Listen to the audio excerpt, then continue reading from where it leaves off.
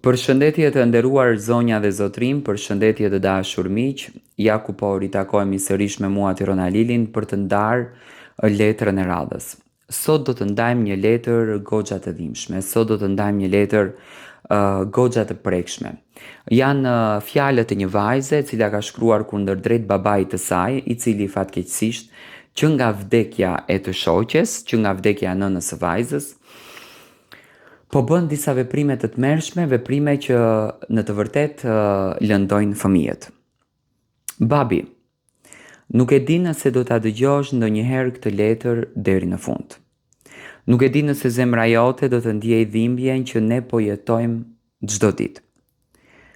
Por unë do ta them sepse kam heshtur shumë gjatë.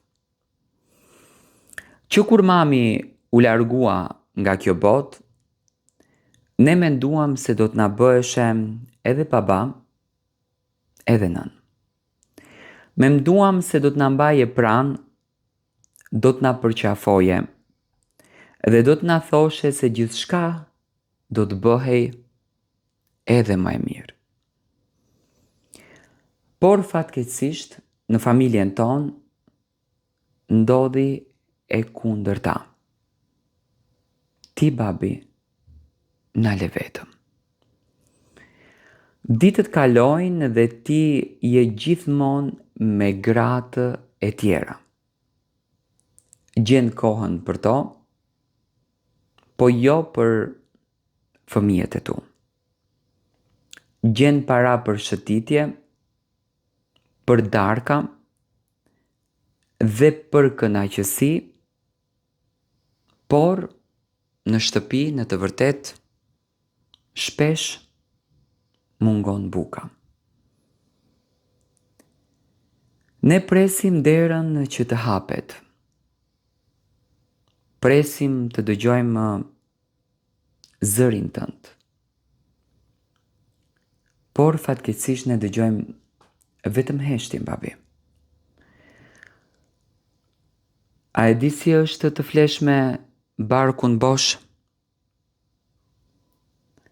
A e di si është të shohësh motrën apo vëllaun duke qarë sepse i mungon nëna dhe babai nuk janë pranë? A e di sa e rëndë është që në të vërtet të ndjesh jetime,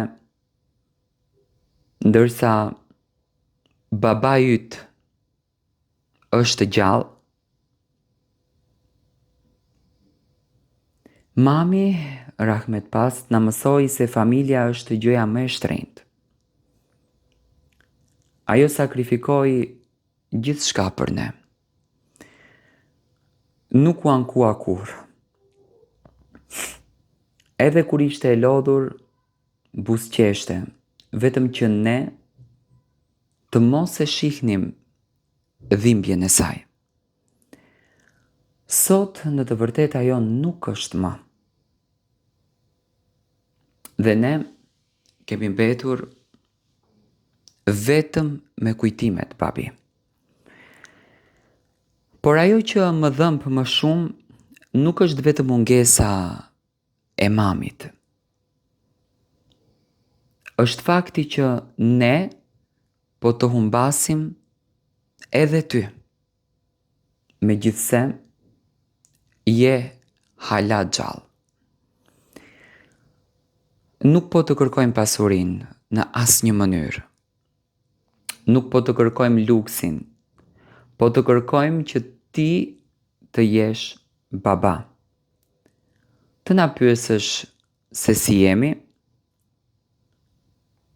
të ulesh me ne në një tavolinë, të na përqafosh kur ne qajmë, të kujdesesh që në shtëpi të mos na mungoj as edhe buka, as dashuria. Parat mund të fitohen përsëri. Por fëmijëria jonë në të vërtet nuk kthehet më. Çdo ditë që kalon larg nesh është një plagë që mbetet për gjithmonë. Ndoshta një ditë do të pendohesh, ndoshta do të kërkosh të rikthesh kohën, por atëherë ne do të jemi të rritur. Do të kemi mësuar të jetojmë pa ty, edhe pse nuk e kemi dashur kur këtë gjë, babi. Babi, ne nuk jemi barë, ne jemi fëmijët e tu. Gjaku yt edhe shpresa jote. Mos na lër në mëshirën e fatit. Mos lejo që emri i mamit të mbetet vetëm një kujtim, ndërsa familja që ajo ndërtoi të shpërbëhet para syve tan. Nëse diku në zemrën tënde ka mbetur ende dashuri për ne, të lutem ktheu.